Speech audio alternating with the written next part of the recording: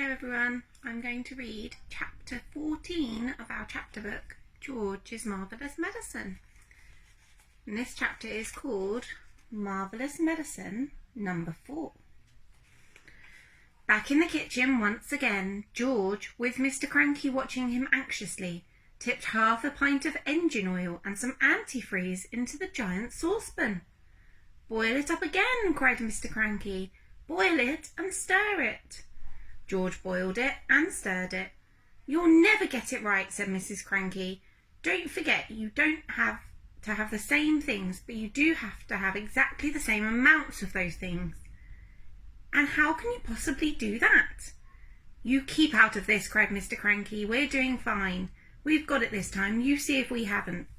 This was George's Marvellous Medicine number 4. And when it had been boiled for a couple of minutes, George once again carried a cupful of it into the yard. Mr. Cranky ran after him. Mrs. Cranky followed more slowly. "You're going to have some mighty queer chickens around here if you go on like this," she said. "Dish it out, George," cried Mr. Cranky. "Give a spoonful to that one over there." He pointed to a brown hen. George knelt down and held out the spoon with the new medicine in it. "Chick, chick, chick," he said. "Try some of this." The brown hen walked over and looked at the spoon. Then it went peck. "Ouch," it said. Then a funny whistling noise came out of its beak. "Watch it grow," shouted Mr. Cranky. "Don't be too sure," said Mrs. Cranky. "Why is it whistling like that?" "Keep quiet, woman," cried Mr. Cranky. "Give it a chance."